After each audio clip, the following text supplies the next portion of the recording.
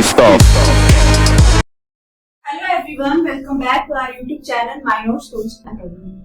इससे पिछले लेक्चर में हम कर रहे थे टेंसेस और आज का हमारा लेक्चर है एक्टिव एंड पैसिव वॉइस। कि जब भी हमें पेपर में एग्जाम में क्वेश्चन आता है एक्टिव टू पैसिव या पैसिव टू एक्टिव चेंज करने के लिए, तो उसे हम कैसे करेंगे और ये एक्टिव वॉइस और पैसिव वॉइस होता क्या है। हिंदी में इनको बोलते हैं वाच्य। तो वाच्य क्या होते हैं? Active and passive voice. In active voice the subject is doing something. जब भी एक्टिव वॉइस होता है उसमें क्या होता है, जो सब्जेक्ट है वो कुछ कर रहा होता है, कोई एक्शन परफॉर्म कर रहा होता है। And in passive voice something is being done to the subject, मतलब उसके साथ बाय लग जाता है। जैसे मैंने एग्जांपल बोला, मैंने पत्र लिखा, तो क्या हो जाएगा इसमें, अगर हम इसको पैसिव में चेंज करेंगे तो मेरे द्वारा पत्र लिखा गया। इसमें सिर्फ बोलने का तरीका चेंज होता है, बाकी एज इट इज वैसा का वैसे ही रहता है। तो इसमें देख लेते हैं कि क्या क्या रूल है और क्या क्या होता है। तो जो सिंपल सेंटेंस होता है एक्टिव वॉइस में, वो किन चीजों से मिलकर बनता है? सब्जेक्ट, उसके बीच में वर्ब और लास्ट में ऑब्जेक्ट आता है। और जब भी हम इसको पैसिव में चेंज करेंगे तो क्या आएगा, जो ऑब्जेक्ट होता है वो क्या बन जाता है? सब्जेक्ट बन जाता है। तो यहाँ पे आ जाएगा ऑब्जेक्ट जो भी था, उसके बाद टू या बी या वर्ब आ जाएगी, उसके बाद वर्ब की कोई भी फॉर्म जो है जिस टेंस में हमें पूछा गया है, तो लास्ट में बाय ऐड करके जिसके द्वारा परफॉर्म किया जा रहा है, यानी जो भी एजेंट है उसका नाम आ जाएगा। तो ऐसे बनता है हमारा एक्टिव और पैसिव वॉइस। जैसे एग्जांपल है एक, the police arrested the suspect. तो यहाँ पे क्या है? द पुलिस क्या है? सब्जेक्ट है, अरेस्टेड वर्ब है और सस्पेक्ट क्या है? ऑब्जेक्ट है।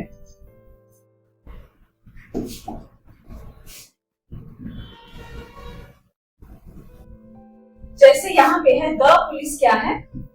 सब्जेक्ट, अरेस्टेड है वर्ब, वर्ब की कौन सी फॉर्म है? थर्ड फॉर्म है। और द सब्जेक्ट क्या है? इसको अदर वर्ड्स या ऑब्जेक्ट बोलते हैं। तो यहाँ पे क्या बोला है? Focus on the police who are doing the arresting, यानी पुलिस क्या है? सब्जेक्ट है जो एक्शन परफॉर्म कर रहा है, अरेस्ट कर रहा है सस्पेक्ट को। ये हो गया एक्टिव वॉइस। अब जब भी हम इसको पैसिव में कन्वर्ट करेंगे तो क्या हो जाएगा, जो भी ऑब्जेक्ट है वो सब्जेक्ट बन जाएगा। यानी हमारा ऑब्जेक्ट क्या है? The suspect. तो ये कहाँ पे आ जाएगा? आगे आ जाएगा, इससे सेंटेंस स्टार्ट होगा। तो द सस्पेक्ट। अब यहाँ पे वर्ब की थर्ड फॉर्म में तो क्या कौन सी हेल्पिंग वर्ब यूज होगी? वाज या वर। अब वर तो प्लूरल के लिए होता है। अब यहाँ पे द सस्पेक्ट क्या सिंगुलर है, तो उसके साथ क्या आएगा? वाज आएगा। और क्योंकि वाज क्यों आया? क्योंकि वर्ब की थर्ड फॉर्म है। तो यहाँ पे आ गया द सस्पेक्ट वाज अरेस्टेड। अब मैंने बोला था कि जब भी एक्टिव टू पैसिव चेंज करते हैं तो बाय जुड़ जाता है, यानी जिसके द्वारा वो एक्शन परफॉर्म किया जा रहा है, तो बाय आ जाएगा और लास्ट में आपका क्या आ जाएगा? जो सब्जेक्ट था वो ऑब्जेक्ट बन जाएगा। तो यहाँ पे क्या हुआ? The police arrested the suspect, क्या बन गया? The suspect was arrested by the police. Clear है? उसके बाद नेक्स्ट आता है हमारे पास कि टेंस के अकॉर्डिंग हमारे पास कैसे कैसे क्वेश्चन आते हैं और उसको कैसे करना है। जहाँ पे इज हेल्पिंग वर्ब आएगी तो क्या यूज करना है, क्या नहीं करना है। तो यहाँ पे जैसे मैंने लिखा है, सबसे पहले टेंसेस लिखे कि प्रेजेंट में क्या क्या एक्टिव आएंगे, तो उसको हमने कैसे पैसिव में चेंज करना है। और उसके बाद यहाँ पे है पैसिव की एक्टिव और पैसिव, और लास्ट में है फ्यूचर वाले। तो सबसे पहले देख लेते हैं प्रेजेंट के। प्रेजेंट में क्या है? जैसे एग्जांपल है सिंपल टेंस का, आपको एक्टिव पूछा गया है कि ब्रैंडन प्लेज क्रिकेट। ठीक है, तो यहाँ पे क्या वर्ब कौन सी है? प्ले। ब्रैंडन किसी का नाम है तो वो क्या है? सब्जेक्ट है। उसके बाद वर्ब है और क्रिकेट क्या है? ऑब्जेक्ट है। तो यहाँ पे क्या है? हमें पता चल गया कि सिंपल टेंस है। कैसे पता चला? क्योंकि प्लेस यानी वर्ब के साथ एस या एस लगा हो तो वो कौन सा होता है? सिंपल प्रेजेंट टेंस होता है। तो इसको जब भी हम एक्टिव में है ऑलरेडी, इसको हम पैसिव में चेंज करेंगे तो क्या होगा?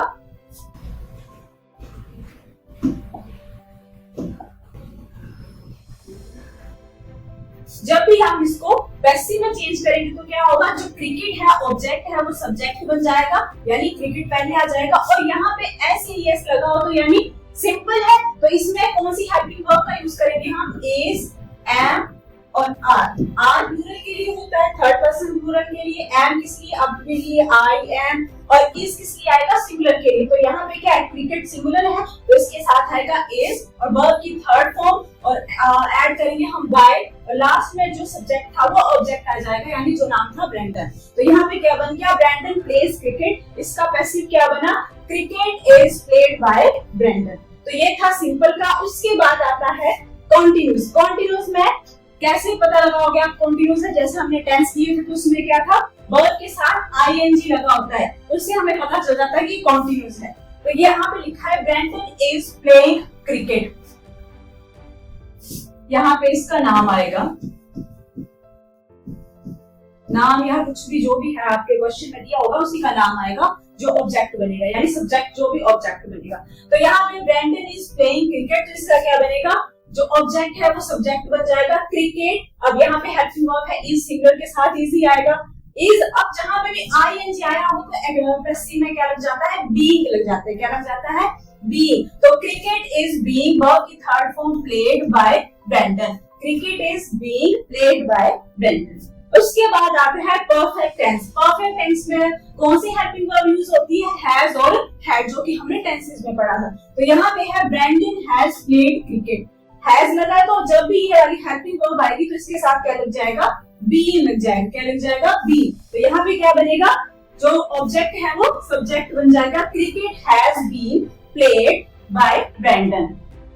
उसके बाद नेक्स्ट आता है परफेक्ट कंटीन्यूअस टेंस। अब परफेक्ट कंटीन्यूअस का कोई भी आएगा आपको एक्टिव टू पैसिव चेंज करने में, तो इसमें कोई भी इसका पैसिव नहीं होगा क्योंकि ऑलरेडी क्या है, पैसिव में है। ठीक है, तो इसको चेंज नहीं किया जाएगा। उसके बाद आता है हमारे पास पास्ट टेंस। ये हो गया हमारा present, present simple, present continuous, present perfect और प्रेजेंट परफेक्ट कंटीन्यूअस टेंस। उसके बाद नेक्स्ट आता है पास्ट। पास्ट की कंडीशन में हम एक्टिव टू पैसिव कैसे चेंज करेंगे, तो सबसे पहले सिंपल का दिया है ब्रैंडन प्लेड क्रिकेट। अब यहाँ पे वर्ब के साथ ईडी लग रहा है यानी थर्ड फॉर्म है। ठीक है, उसके बाद जब भी हम इसको पैसिव में चेंज करेंगे तो क्या आएगा, cricket was played by Brandon. कैसे, यहाँ पे ऑब्जेक्ट था, ये सब्जेक्ट बन गया। उसके बाद थर्ड फॉर्म थी, तब हमारा क्या आएगा, वाज या वर आएगा। अब यहाँ पे सिंगुलर है तो इसके साथ क्या आएगा, वाज आएगा, cricket was played by Brandon. उसके बाद नेक्स्ट है कॉन्टिन्यूअस का। कॉन्टिन्यूअस के साथ क्या होगा, पास्ट का है तो वाज आएगा और साथ में आईएनजी आएगा। सेम एज इट इज इसी की तरह होगा, बस हेल्पिंग वर्ब में फर्क आ जाएगा, इसमें इज से और इसमें वाज आ जाएगा। तो विराट वाज प्लेइंग क्रिकेट, तो इसका क्या होगा, जो ऑब्जेक्ट है वो सब्जेक्ट बन जाएगा, क्रिकेट वाज बीइंग। अब बीइंग क्यों आया, क्योंकि यहाँ पे क्या था, आईएनजी था।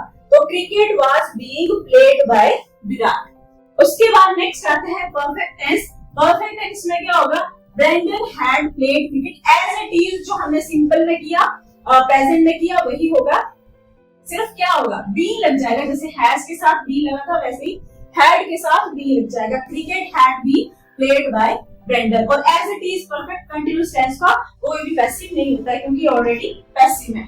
उसके बाद लास्ट आता है हमारे पास फ्यूचर।